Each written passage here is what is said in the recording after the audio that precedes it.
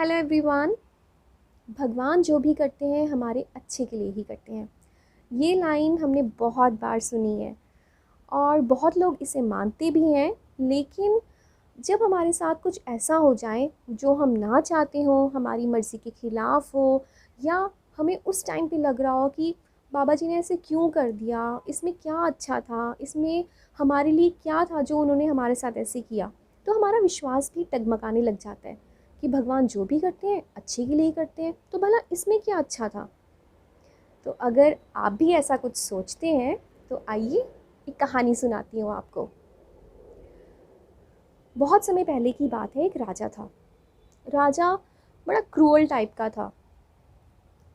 उसके किंगडम में एक मंत्री था और वो मंत्री भगवान में इतनी आस्था रखता था कि जब भी कोई अच्छी बुरी कोई भी बात होती थी तो वो हमेशा यही कहता था, भगवान जो करते हैं अच्छे के लिए करते हैं। एक बार जो राजा होता है वो अपनी तलवार की धार को चेक कर रहा होता है।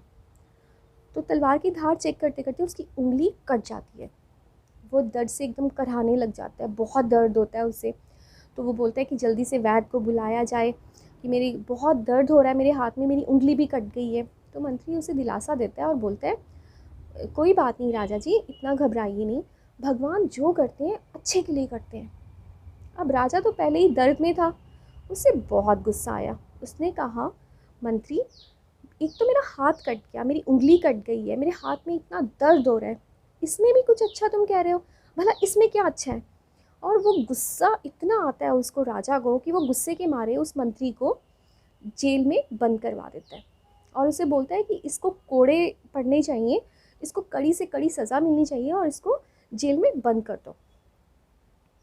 तो मंत्री जाता जाता भी बोलता है, जैसे भगवान की मर्ज़ी, जो भगवान करते हैं अच्छे के लिए करते हैं। ये कह के उसे जेल में बंद कर देते हैं, चला जाता है। कुछ दिन बाद वो राजा शिकार पे जाता है। घने जंगल में जाके उसे वहाँ पर खूंखार डाकू मिल जाते हैं जो उसे पकड़ के अपने सरदार के पास ले जाते हैं। जो सरदार होता है वो जैसे ही राजा को देखता है तो वो बोलता है कि ये बिल्कुल सही है देवी माँ को बलि देने के लिए, ये आप बिल्कुल सही इंसान को पकड़ के लाए हो, इसी की बलि हम देंगे। तो बलि की तैयारी शुरू हो जाती है। तो जैसे ही सारी पूजा वगैरह संपन्न होती है और राजा की बलि देने लगते हैं और उसका सिर काटने ही लगते हैं राजा का, तभी वो सरदार देखता है कि राजा के हाथ पर पट्टी बंधी हुई है। तभी वो अपने जो उसके वो सारे उसके सेवक होते हैं उनको वो रोक देता है और बोलता है कि रुक जाओ, देखो इसके हाथ में तो पट्टी बंधी हुई है, तो ज़रा चेक करो। तो वो चेक करते हैं तो देखते हैं उसकी एक उंगली कटी हुई है।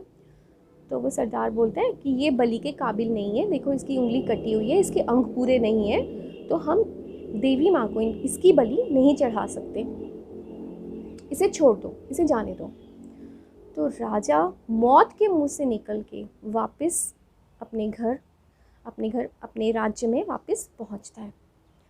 तो जैसे ही अपने राज्य में पहुंचता है तो पहले तो भगवान का शुक्र अदा करता है कि बाबा जी आपने मुझे बचा लिया, बहुत थैंक यू करता है। तो तभी उसे मंत्री की बात याद आ जाती है कि भगवान जो करते हैं अच्छे के लिए करते हैं। तो वो बोलता है कि अगर उस दिन मेरे को मंत्री ने यही बात बोली थी, अगर उस दिन मेरी उंगली ना कटी होती, आज मेरे सारे अंग पूरे होते, तो आज तो मैं मर ही गया था। लेकिन सिर्फ क्योंकि मेरी उंगली कटी हुई थी इसीलिए मैं मौत के मुंह से बच के आ गया। तो वाकई इस बात में सच्चाई है कि भगवान जो भी करते हैं अच्छे के लिए करते हैं। तो वो राजा उस मंत्री को जेल से बाहर निकालता है, उससे माफ़ी मांगता है और बोलता है कि तुमने जो बात बोली थी बिल्कुल सही बोली थी, पर एक बात अभी भी मुझे खटक रही है। तो मंत्री पूछते हैं, वो क्या महाराज। वो बोलते हैं कि चलो, मेरी उंगली कटी हुई थी, मेरे साथ जो हुआ, मैं तो मौत के मुंह से बच के आ गया, पर तुम्हें जेल में रहना पड़ा, तुम्हें इतनी सज़ा मिली, इतना टॉर्चर सहा, इसमें भला क्या अच्छा था। तो वो मंत्री मुस्कुराता है और जवाब देता है, राजा जी, अगर आप उस दिन मुझे कारागार में ना भेजते, जेल में ना भेजते, तो शिकार करने के लिए मैं आपके साथ होता, इसलिए वो आपको छोड़ देते और मेरी बलि दे देते। इसलिए भगवान जो भी करते हैं हमारे अच्छे के लिए ही करते हैं। तो ये थी आज की मेरी स्टोरी।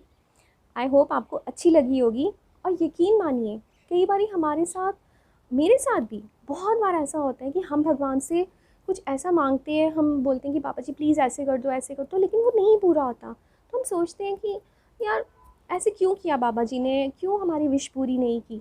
लेकिन अगर आप भरोसा रखेंगे कि भगवान जो भी करते हैं हमारे अच्छे के लिए ही करते हैं, तो चाहे देर से ही सही आपको उस बात का पता ज़रूर लग जाएगा कि अगर भगवान ने आपकी वो विश उस टाइम पे पूरी नहीं की थी तो उसके पीछे क्या रीज़न था।